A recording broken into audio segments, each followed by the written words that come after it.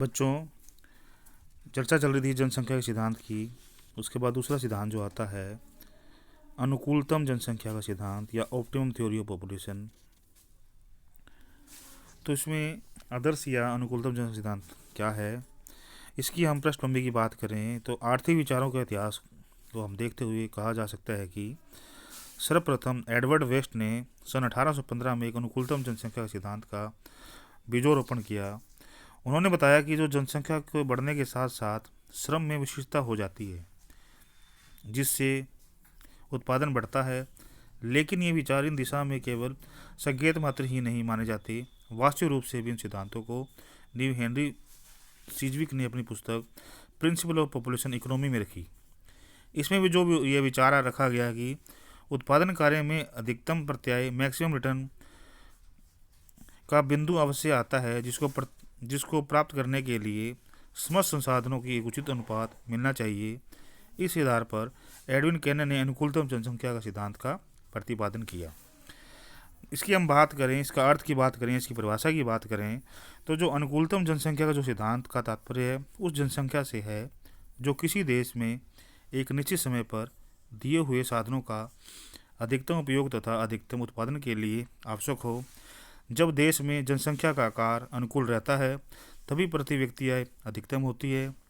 इस प्रकार साधनों में एवं पूंजी की एक दी हुई मात्रा तथा तकनीकी ज्ञान की दर एक दी हुई स्थिति में वही जनसंख्या में सर्वोत्तम होती है, जिसे प्रत्येक व्यक्ति की आय अधिकतम होती है। सर्वोच्च जनसंख्या किसी देश की वह जनसंख्या है जो उन साधनों को दी हुई मात्रा के सहयोग से अधिकतम उत्पादन कर सके।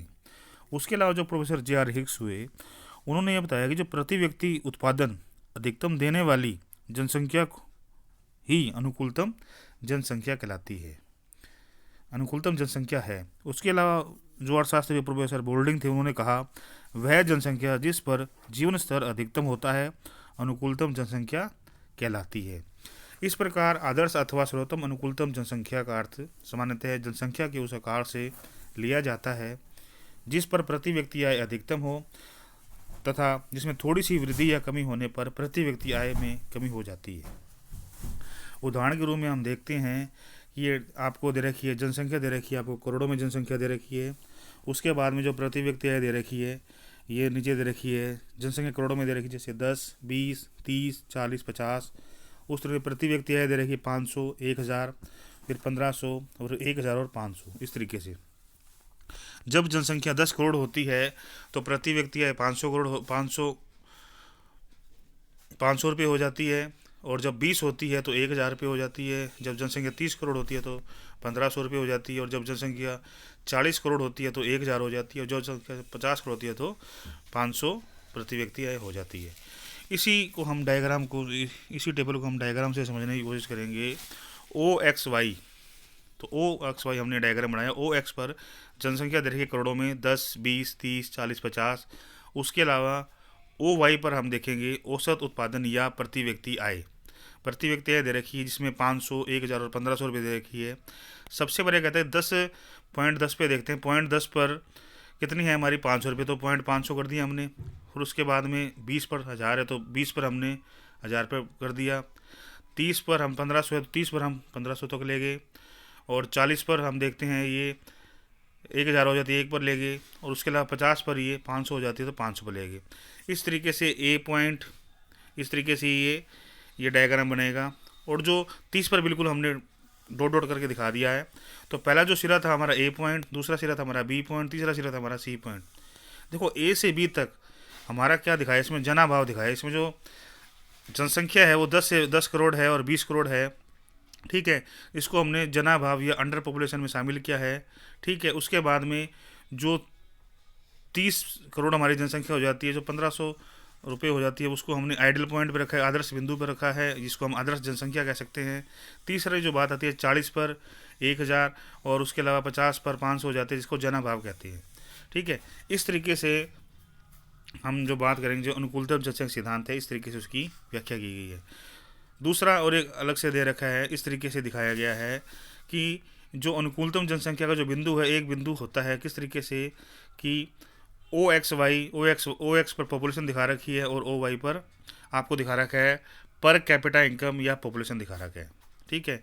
किसी भी देश की जनसंख्या निश्चित होती है न ही स्थिर होती है। उत्पादन के साधनों का कार्य क्षमता प्रौद्योगिकी विज्ञान के साथ बढ़ती रहती है, जिसे अनुकूलतम जनसंख्या कोई निश्चित बिंदु नहीं होता। इस तरीके से दिखा रखा है। ओ एक्स पर पॉपुलेशन दिखा रखी है और ओ वाई पर आपको पर कैपिटा इनकम दिखा रखी है। उसके अलावा अब हम इसकी जो किस तरीके से जो निकाला जा सकता है संयोजन के अभाव की मात्रा में measurement of the degree of main adjustment किस तरीके से निकाल सकते हैं वो आप देखोगे। तो इसमें आप ये देखोगे सबसे पहले कि m बराबर a माइनस ओ बटा ओ। m का मतलब समायोजन अभाव की मात्रा मेल एडजस्टमेंट, a मतलब वास्तविक जनसंख्या एक्चुअल पॉपुलेशन, o मतलब अनुकूलतम जनसंख्या ऑप्टिमम पॉपुलेशन। इस तरीके से आपको दे रखे है। उसके अलावा निष्कर्ष में हम देखेंगे यदि m का धनात्मक है तो जनसंख्या का प्रतीक है। यदि m धनात्मक है तो जनाधिक्य का प्रतीक है। ठीक है। तो m निकालने का मैंने आपको बताया था m बराबर a माइनस ओ बटा ओ। तो m a का ये आपको दे रखा है वास्तविक जनसंख्या। तो आपकी जो एक्चुअल जनसंख्या है 40 माइनस ओ ऑप्टिमम जनसंख्या 30, ठीक है, अपॉन ओ ये क्या 0.3। ठीक है। तो यदि m धनात्मक आता है तो यदि m ऋणात्मक है तो जनाभाव का प्रतीक है। ठीक है। और यदि m शून्य है तो संतुलित जनसंख्या है। तो हम तीनों तरीके से करके देखेंगे। यदि हमने जैसे इसमें 0.3 आया तो m धनात्मक है तो जनाधिक्य आया। ठीक है। यदि m ऋणात्मक है, जैसे मान लो m बराबर 20 माइनस 30 बटा 30 बराबर क्या माइनस किया है, तो ये जनाभाव का प्रतीक है। और जैसे m बराबर 30 माइनस 30 बटा 30 आया मतलब जना अभाव का प्रतीक है। ये जो संयोजन की अभाव की मात्रा या मीन एडजस्टमेंट निकालने के लिए मेजरमेंट ऑफ द डिग्री निकालने के लिए इस टेबल का अपन यूज करेंगे, जिसमें जनसंख्या आपको दे रखी है, जिससे कि आपका ये m आ जाएगा।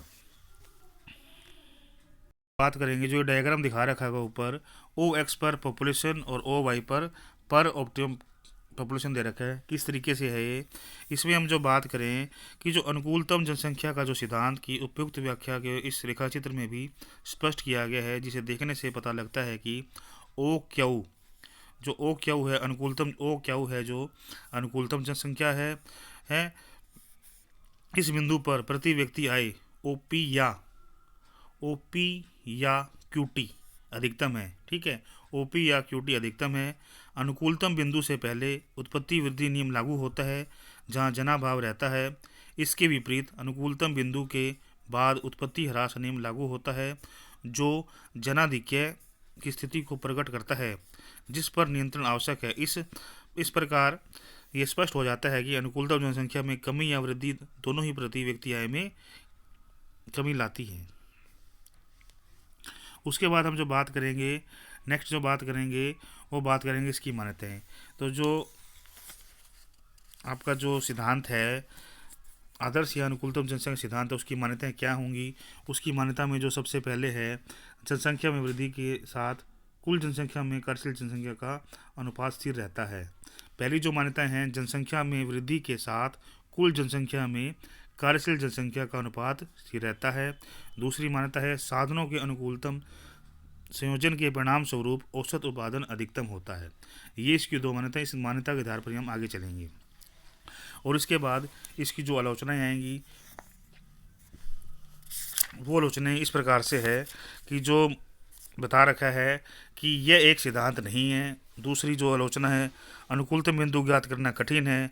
और जो तीसरी जो बात है, ये सिर्फ आर्थिक दृष्टि से ही विचार करता है। और चौथा है, सिद्धांत का कोई महत्व नहीं है। पांचवा है, यह सिद्धांत जनसंख्या नीति निर्माण में सहायक नहीं है। पहली बात करेंगे कि यह एक सिद्धांत नहीं है। कैसे नहीं है? जो अनुकूलतम जनसंख्या का जो सिद्धांत है, यह कोई सिद्धांत नहीं है, यह केवल विचार है। क्योंकि सिद्धांत की जनसंख्या की वृद्धि के संबंध में क्यों और कैसे प्रश्नों को उत्तर नहीं देता। यह तो केवल आदर्श अथवा सर्वोत्तम जनसंख्या के संबंध में एक निश्चित विचार प्रस्तुत करता है। ठीक है, इसलिए ये सिद्धांत नहीं है। दूसरा है, अनुकूलतम बिंदु ज्ञात करना कठिन है। जो आलोचक हुए उनका मानना था कि जो सिद्धांत है जो अनुकूलतम जनसंख्या के बिंदु को ज्ञात करना कठिन है। यदि इसे प्राप्त भी कर लिया जाए तो समस्या इस बात की है कि इस बिंदु को हमेशा के लिए स्थिर रखा जा सकता है।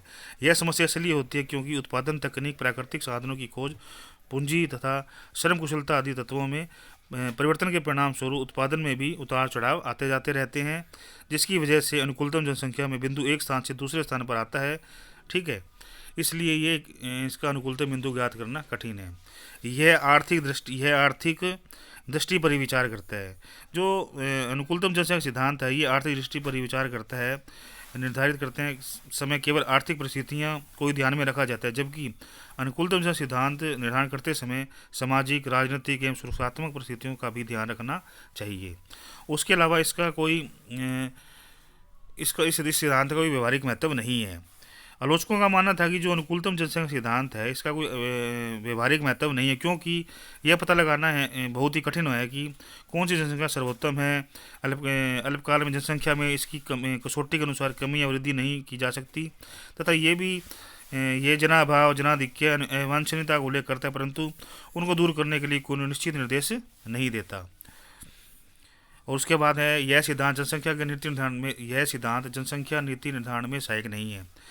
तो जनसंख्या का ये सिद्धांत अनुकूलतम जनसंख्या से कम एवं अधिक जनसंख्या को व्यक्त करके जनाभाव और जनाधिक्य की अवांछनीयता को उल्लेख करता है, परंतु इसको दूर करने के लिए कोई भी निश्चित निर्देश नहीं देता। इस तरीके से आपका ये दूसरा सिद्धांत है अनुकूलतम जनसंख्या का सिद्धांत। तो बच्चों, आप लोगों को इसको ध्यान से पढ़ना है और उसके ध्यान से इसके डायग्राम बनाने हैं। धन्यवाद।